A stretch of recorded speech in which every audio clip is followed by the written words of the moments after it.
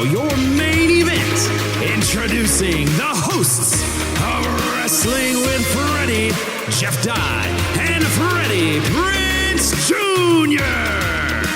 Ladies and gentlemen, welcome back to another episode of Wrestling with Freddie, which we now call Wrestling with Friends. Mr. Jeff Dye is my awesome co-host. We're going to get right into the show right away. How are you, sir? How was your weekend? How was life?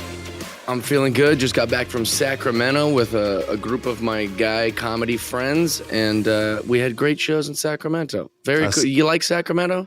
I've never been there, nor will I ever be there in my life, but I'm sure it's a wonderful town filled with great farmers, and I'm sure Chris Webber loved playing basketball up there. That's about all the things I knew about Sacramento. I was like, a lot of Chris Webber references, Vlade Divac references, but Sacramento's pretty cool, man. I thought it was a crummy town, and then this weekend they put us in a different area by the stadium, and it was amazing. We had a really good time. How was the food?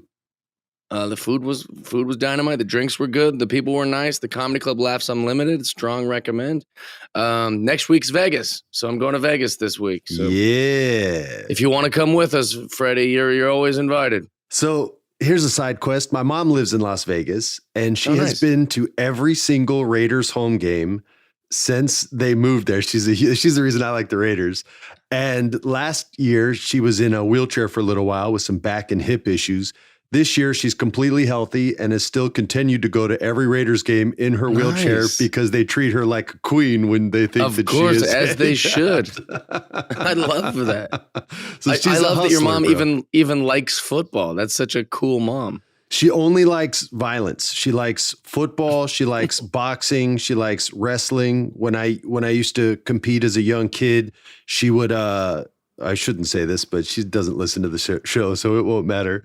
But she used to fill like a 7-Eleven cup with white wine and would be completely hammered an hour in and would just scream the most obscene stuff at whoever I was wrestling or kickboxing or whatever like karate tournament I was in. And she got thrown out of so many tournaments for foul language and screaming MFer at other people's parents. Dude, she sounds rad. I got to get her out to my shows. She's got to come this weekend.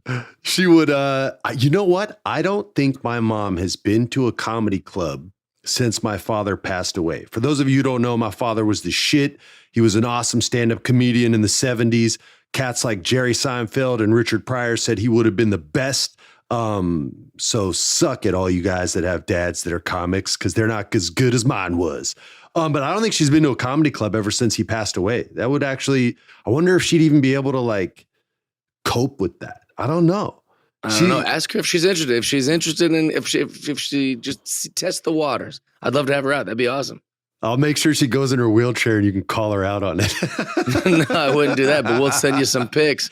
I'll be like sending drinks to your mom, being like, me and Freddie's mom are having a good time in Vegas. She'll take those drinks, boy. She don't mess around. So let's get into it, man. We had Monday Night Raw, and the show started kind of weird, but kind of cool. They caught Bobby Lashley in mid-promo, it felt like.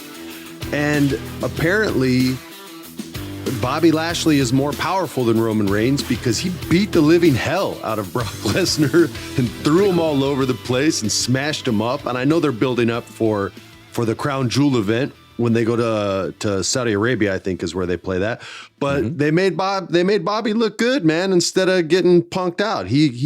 I've never really see people beat the crap out of Brock. But yeah, man, Bobby looked good. What'd you think of the start of the show? I like that they started like this. There was no waiting around. I was just kind of like, so whenever I sit down to watch this, if I watch it live or afterwards recorded on my TV, I'll like get like drinks, or like get like, my bowl of cereal or whatever to watch. And I was literally like hurrying to the kitchen going, they already started. They're already doing stuff. Like it was so fast and so quick, but it was exciting. I was like, we're getting right into it with the big boys. So it was a cool start, and it was good to see Brock. And I love that he's doing the cowboy hat. I love it. I was very, very into it. Yeah, man. People, I think, have wanted to watch these guys fight and have gotten to see a little bit, but I always wanted these guys to fight in their prime, and it never really like matched up like schedule wise. Like Bobby wasn't in the WWE or Brock was in the UFC. I would have loved to see him fight in mixed martial arts because they both have some experience in that as well. But it actually is probably the only match that I'm hyped for on the entire Crown Jewel card. I think you touched on it a little bit, but these are two guys who it's very believable. This is a very like, oh, these are two dudes who would actually fight each other and know what they're doing. You know, these aren't pro wrestlers by nature. And they're guys would kick your ass in real life too, where there's a lot of pro wrestlers these days where you're like, man, I whoop on that guy. Absolutely. But these two guys are like, no, I would be dead in 10 seconds. Seth Rollins, I've been loving him lately. I like him more with a belt around his waist. I always like his promos outside the crazy laugh, but he's not toned it down, but he just seems in a better place. Maybe it's just his wardrobe I'm liking more. I don't know. But Mustafa Ali came out. I don't think he's over, but he certainly gets love from like the hardcore fans. And he came out and had a nice moment with Seth Rollins and basically said, I'm your problem now. I was promised a match and him and Seth got into a little bit and Seth ended up looking great. Ali looked as good as Ali can look. Well, I'm shocked that you're telling me that you like the way Seth Rollins has been dressing lately. Because he wore a doily kind of like, that Seinfeld shirt, the lacy shirt. The pirate shirt? Yeah, he wore a red pirate shirt. He wore sunglasses that were terrible and zebra print suede shoes. So the outfit was crazy, but Seth kills this promo and he did really great. And I've always loved Ali, always, because he used to do like a Mortal Kombat kind of thing where he would come out wearing like the Mortal Kombat gear. And I always thought he was such an underrated wrestler because he can high fly, he can do all this stuff. So I'm jacked up about this little feud, probably more than most. But I like him a lot. Did I just not know that he was good on the mic, or has he gotten better on the mic? I've never seen him on the mic, if I'm honest. Like I remember just watching him in like 205 Live and doing all these. I always saw his matches, but I never saw him really talk ever. Yeah, I guess he's never really ever been given an opportunity. So maybe, but I was really pleasantly surprised. He handled himself well. It was he didn't seem overmatched on the microphone with Seth at all. And Seth is better than probably 90% of the roster, probably 90% of professional wrestlers as far as cats on the mic. So I really enjoyed the segment, man. I thought it was cool.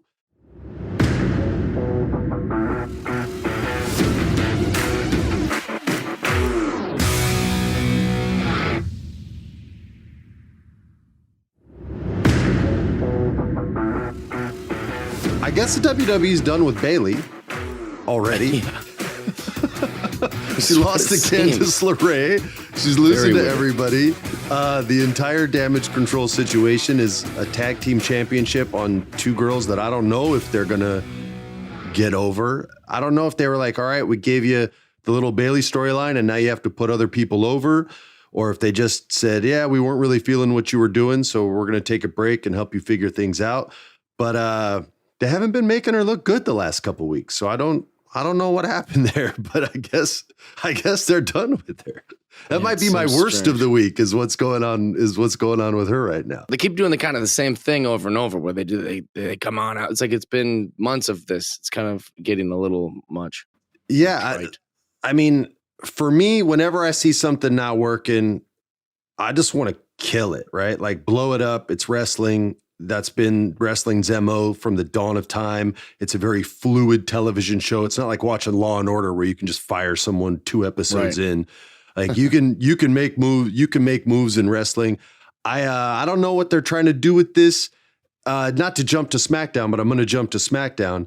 They even had a tag match with Raquel Gonzalez, Shotzi Blackheart, Dakota Kai, and Io Sky. And I honestly think the only woman out of those 4 that is going to get over singles-wise is Shotzi. I love Shotzi Blackheart. Yeah, Shotzi's awesome. I don't know what you're going to do with the rest of those girls, except, they can be good hands and help get people over. But as champions, it's just not playing. And everybody knows I love Io. I love Io. Mm-hmm. When she talks smack to that racist piece of shit, I thought it was the coolest thing in the world. I was like, oh my God, I love this chick. But they don't really know how to sell Japanese wrestlers in the WWE.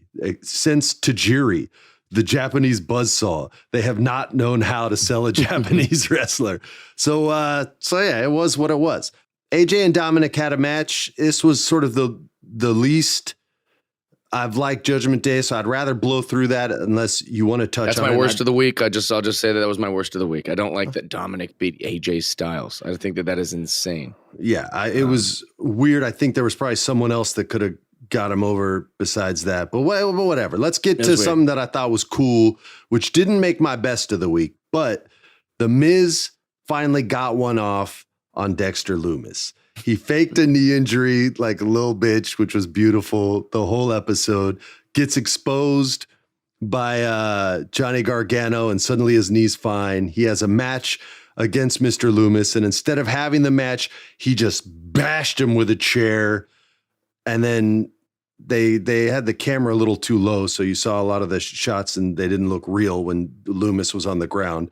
So they should just please pan up just a touch. But other than that, he then finished him off with his finisher, the skull-crushing finale, and legit crushed the man's skull on the chair that was on the ground.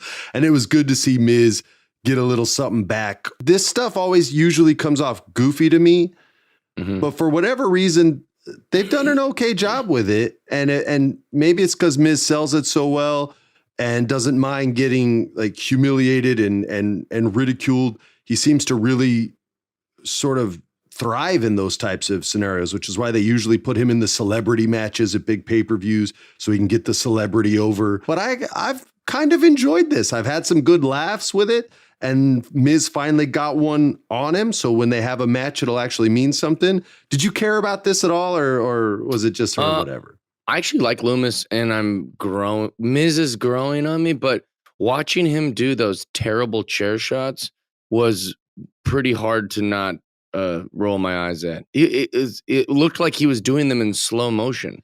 They missed by a wide margin, a very wide margin. I'm glad he protected his guy, but for sure they could have helped him out with the camera. They could have helped him out a lot. Well, it's like you. I'm gonna assume most wrestling fans know, and if they don't, like, you hit the chair on the floor closely to where he's laying or wherever the guy is. You know, so it's hitting the canvas or the solid floor or whatever, over and over. So it makes the sound and you get the effect. But he was doing it so slow, and he was missing by like that much, like half a foot. A couple times even more. Yeah, and so I was just going, oh boy. But I thought it was awesome and cool. And also Miz looked good. He looked strong, like, and he was wearing the shirt. Like, I don't know, something looks different on Miz. I don't know if it's maybe but he looked strong. He looked good. The return of Elias.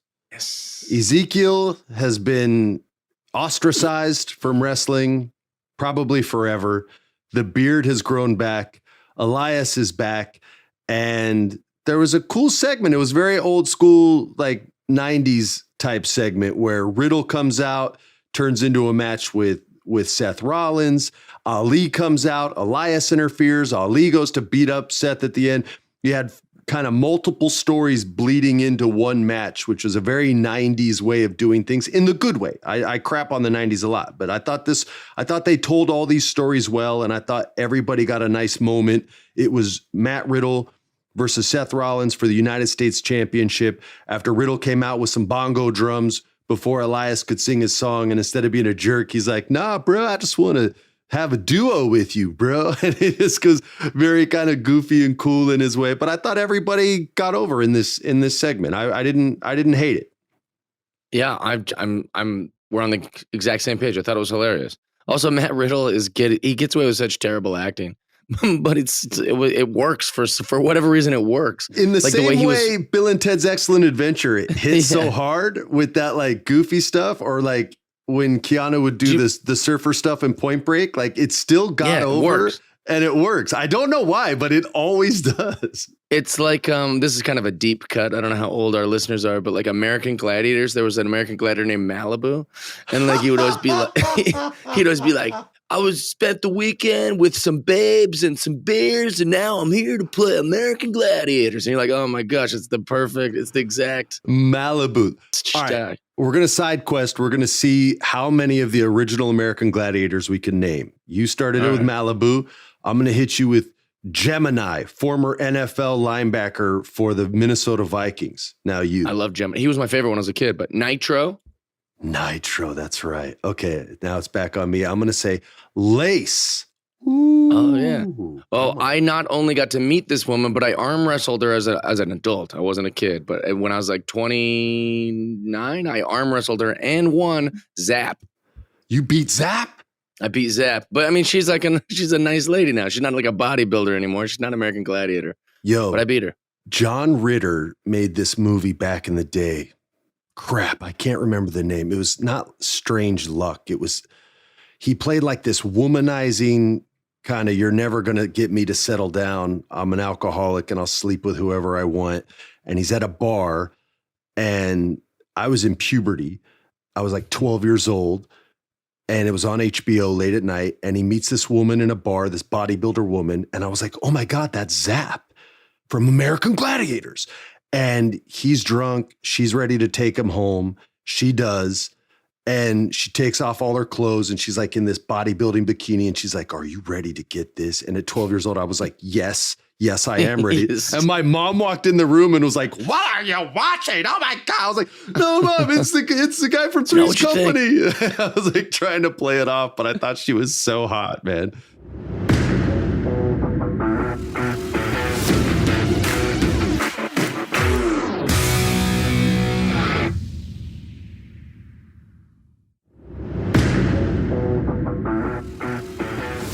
Let's move on to AEW. Let's do it. And I want to hit, first of all, Jon Moxley and Adam Hangman Page, who we discussed last week, had a match, and Hangman Page got a legit concussion. I've heard he's okay, but I just want to send my best wishes to him and hope that everything's good with the man's brain and that he heals up, that they give him the right amount of time to heal up. That's not anything to screw around with. Football takes it pretty seriously. I hope that wrestling takes it pretty seriously too. Brain injuries are nothing to screw around with. So take your time, dude. Relax, heal up. They got a lot of wrestlers there. The fans seem to really like you. They're not going to forget about you. So all my best wishes to you, man. Get well soon. That said, I would like to move to the best of the week, which was William Regal in the ring with Tony Schiavone, and MJF comes out before they can even get started. And this dude, I said him and Kevin Owens are like the top two guys. Nah, man, it's MJF, and then everybody else is after that. The stories this kid is telling at 26 years old, he might be 27 by now, are unbelievable. I mean, it's so good. Everything is based in reality. And for those of you who don't know the story and don't watch wrestling, but listen to the show for some weird reason, this guy tried out for WWE in their like minor league system called NXT and was rejected. And he always wanted to be a wrestler since he was a kid. Yes, this dude, which we have evidence of. He went on Rosie O'Donnell and said, I want to be a pro wrestler when he was like a little boy. So that's right. We have evidence that he's said he's always wanted to be a pro wrestler. He's not a heel or a babyface. He's Maxwell Jacob Friedman, and he is completely unique to everyone else in this business right now, and nobody can touch him. Watch what this kid does. It literally, I heard Jim Cornette say it was like a supervillain origin story. And I thought that was a really solid take on it. Like, you saw how this motivated him at such a level. And this kid brings so much real emotion to every single promo he does. But this week it was so personal and touching, and the crowd can't help but cheer for him. And when he needs them to hate him, he's able to get them to hate him as well. But he talks about going from rejected to being the best thing in this business. And Regal just ain't having it. He's legit like, look, if that's the worst thing you've ever had to endure, you ain't endured a goddamn thing yet. And just wasn't having it. Kept calling him Sunshine too, which I loved. Bro, it was the best of the week by far. Like, nothing even came close to this. I don't know how they're going to end this story, but He has a match with the AEW World Champion, Jon Moxley, who I like to refer to as the werewolf, Jack Nicholson's werewolf from the movie Wolf, because that's what he reminds me of every time he cuts a promo. And the way he wrestles is just like a wild beast in there. So I'm certain MJF beats Jon Moxley at the pay-per-view, but I am in love with this young man. This dude is awesome. I will blow smoke up his ass every single week on this podcast. I loved watching this. Everything felt 100% real, like you're watching a scripted drama with top shelf actors executing at the highest level. I dare you to disagree with me, Jeff. No, I disagree. Or I agree wholeheartedly. I didn't even know why they got Regal in the ring with him. It's like you just said, they're not going to wrestle each other. And this story was just so good. MJF saying like, when I got that email, I wanted to kill myself, and then him being like, and now I'm the top of the business, and you got fired from the business that didn't let me in, and you came in like a flea-ridden rat. Like there was just so many moments in it that were so good, and the way Regal's kind of like staring at him, like kind of like maniacally, like listening to him tell the story, and you fall for, or at least when I'm listening to him, I'm just going, yeah, dude. I can identify with this, being rejected for things and working so hard to be in like a business. But then when William Regal goes, oh, all you had to endure was like was an email that I sent when I was like, I went to Carnival at 16 years old and got beat up by grown men. And like, you're going to cry to me about an email. It was like both of those arguments are so good. And they're so legitimate. Yeah, and for him to keep calling him Sunshine, like, oh, I'm sorry you had to deal with an email, Sunshine. And you still got a lot of work to do and a lot of moments. You want to be the devil. There was just so many great things in it. That was easily the best of the week. It's the thing that's trending on YouTube, basically, like as like the moment of the week. So we'd be foolish to not call that the best of the week. I love MJF. I think he's incredible. He's the Juan Soto of wrestling right now because he's just so good, but just so young. Every time they say his age, I cringe a little, like, jeebers. He's this over and this good and this awesome at that age. Like, that's insane. When I look back at my career at 26 years old, compared to what this dude is at 26, like, I was shit.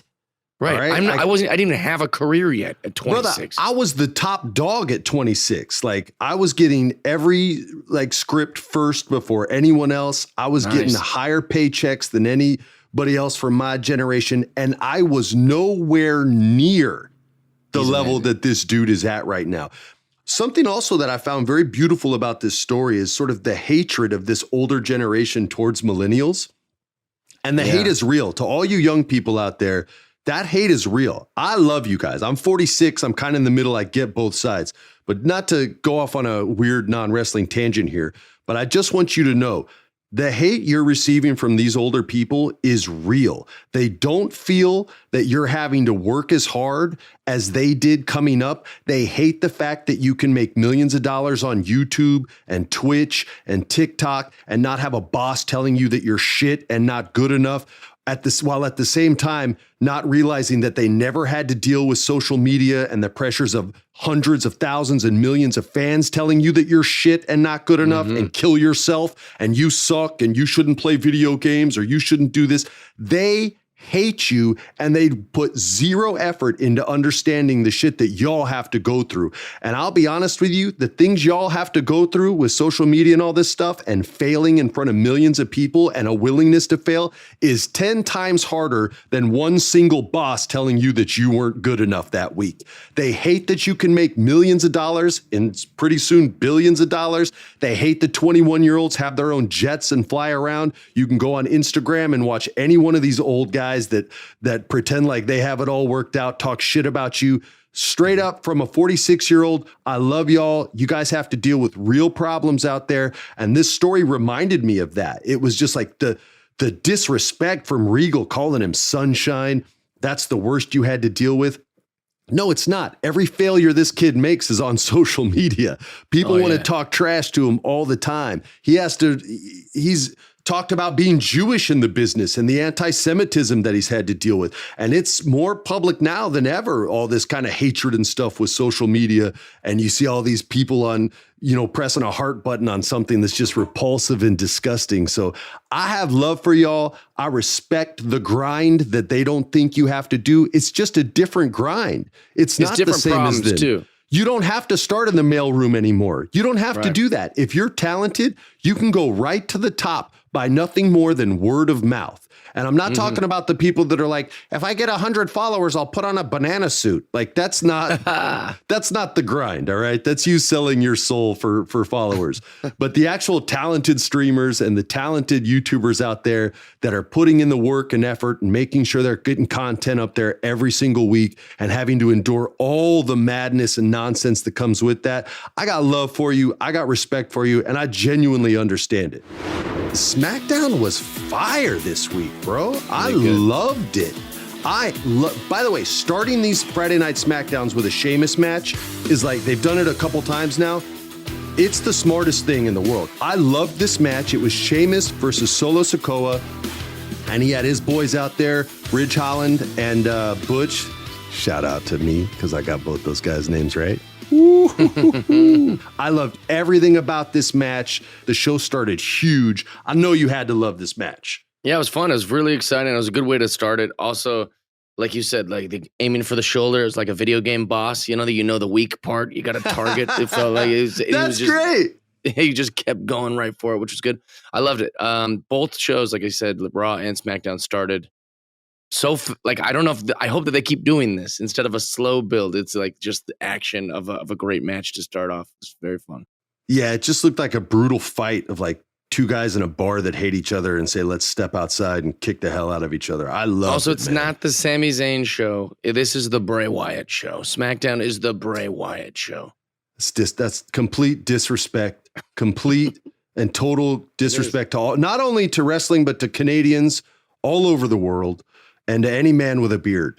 Bray's got a beard too. But Sammy's beard is superior to Bray's. There's no way you could argue that. I will argue that. The best beard in the business right now, two best beards are Braun, Roman, and then Sammy's is right after that. Bray's probably not even a top 10 beard on the whole roster. It's October, all right? It's Halloween time. There's no better Halloween wrestler than Bray Wyatt. He gets all the October love. Well, let's talk about the segment because they did it. They mixed it up a little. They gave him like a soundtrack behind a backstage promo instead of an in-ring promo. What did you think about it? I loved it. And I maybe this is because I support everything Bray Wyatt does every time, all the time, like the biggest mark in the world. But he's just, it was great. I don't know why they did it with the music behind it, but it seemed to work. And him saying like, I've always needed you. We've needed each other. Like it seems like he's doing this very like complex character, which I feel like is lost in wrestling a lot of times. There's always more to it. There's always something going, oh, he's setting up for this. It feels very chess-like with Bray. It's all that's your slow burn is his promos. They started the match huge and then he gives you the slow burn because you're always kind of asking what's next, who's he referring to, what's going on. As long as they don't play it out too long, I don't know who they're going to give him to wrestle. I have no idea. Maybe I don't see how you get him in a storyline with Roman right now, but I thought he did a great job. By the way, we asked you guys to find us somebody who was a better actor. You guys shouted out to me a lot on social media. Did you see those tweets? Ideas, but I didn't think any of them were superior to the character work, which is what we were specific on. Like people said Batista regarding to his work in movies now, but that really was outside the parameters of the question. Batista kind of played himself his whole career or a version of himself his whole career in wrestling, whereas Bray has so many different levels, man. Let's talk a little bit about the rebuilding of Liv Morgan. I did not like the way they were booking her. They're trying to turn Liv Morgan into this like weird sort of pain-loving masochist where she's enjoying the pain. And I think they planted the seed in the match she lost with Rousey because she kind of had that same smile. But her and Sonya Deville, who I like, she's good on the mic and she's good I'm in a the ring. huge Sonya Deville. I popped Yeah. the second that I saw that she had a match. More Yeah. Sonya Deville. I'm a big Yeah. Sonya Deville fan. I think so too, man. I met her a couple times in real life, and she was super cool and very much like the same kind of person you see. Like, she gets her own personality out when she talks on the mic. But I will say this, Liv Morgan is all in on this, and her commitment to this new version of her character was 100%, and I respect that. I liked the way the match ended. I liked her reaction to, even though she got hurt too on the she suplexed Sonya off, I think, the middle rope, and Sonya was on the top rope onto a bunch of chairs after they both got counted out of the match, and she like enjoyed the pain. Let's get to the final segment. All right. Logan Paul, everybody's favorite and least favorite YouTuber, is going to wrestle Roman Reigns at Crown Jewel. Did you ever think you'd say that? Did you ever think you'd say that? No, and right I'm not going to watch the match, even though I like Logan. He's done well, but this is not good booking. This is just promotional booking to get YouTube fans to watch pro wrestling. I don't know why they're trying to sell this outside of, we want eyeballs, and the stock's been going up since they've been doing this, even though I sold all my stock already. But I just didn't buy it, man, at all. I like the Sami Zayn part. I like the Jey Uso part, but I think they should have left Logan there, jacked up and beat down, and then maybe give him a moment against Sami on the next show, because Sami can take L's and still look great. Whereas when you do that to Jey, it just makes him look bad. And Jey shouldn't look bad, man. Jey should look gangster as hell and street as hell and tough as nails. And I hated it. There was nothing good about it. And I don't think anybody got over in the segment at all. But what did you think? I wasn't sold on it before any of this. I think most wrestling fans are going, all right, we're going to treat this like it's one of these pay-per-views that isn't part of the real wrestling thing. They're treating it like a glorified house show that'll be like, oh, this doesn't have to do with the storyline or any of that stuff, is at least how I'm treating it. So although Logan Paul has surprised me before, I have been very anti-Logan Paul, and then after each one, I go, oh, okay, well, I'm a fan. So unless they can try to do some magic miracle that makes me care about this match, like when it happens, maybe they'll surprise me, because I don't care at all about it. Yeah, it's, I don't know, man. I know they're going after young people, and they don't want to do the children's stuff. They're trying to keep it so that it's still kind of PG-13-ish, even R-ish at times. But yeah, it's kind of like when the Marvel Universe would do those alternative universe comics that were just like, what if Spider-Man was Thor? And you're like, oh, yeah, exactly. Okay, but why can't he just be Spider-Man? So I never. That's what they should call these pay-per-views. Alternative pay-per-views. Yeah, Bizarro WrestleMania or something. It's like Bizarro Mania. Sort of, yeah, it's very. I'm not in on it. It's very publicity oriented, but it is what it is. And that's the week in wrestling. I know you've told people you're going to be in Vegas, but what club are you going to play in Vegas this weekend? I'm playing the Laugh Factory at the Tropicana. Come see me Thursday through Sunday. If you want to talk wrestling, I had a nice thing happen. A fan of our podcast and a fan of my other podcast came to my shows in Dania Beach, Florida, and they brought wrestling cards. We opened wrestling cards and broke bread. They gave me some wrestling pins, which were pretty cool. One of Vader and one of RVD kicking Stone Cold with the chair. Just cool guys. It was nice to meet guys who like the show and are fans of yours, and they came to my comedy. So hopefully more people will do that this weekend in Vegas. Fans of ours, sir. Fans of ours. Yeah, fans of ours. Thank you for being the greatest co-host in the world. Thank all you guys for being the greatest listeners in the world. Love you too. And remember what I said, all you millennials and the generation after millennials. These mother truckers hate you. So watch your back. Keep doing your thing. Respect your own grind. You don't have to have a boss, and there's nothing wrong with that. We love you guys, and thanks for listening to Wrestling with Freddie. Peace. Follow us on Instagram, Wrestling with Freddie. Twitter is WWFreddie Follow us on all the socials so you can submit your questions for the Federation. This has been a production of iHeart's My Cultura Podcast Network. For more podcasts from iHeartRadio, visit the iHeartRadio app, Apple Podcasts, or wherever you listen to your favorite shows.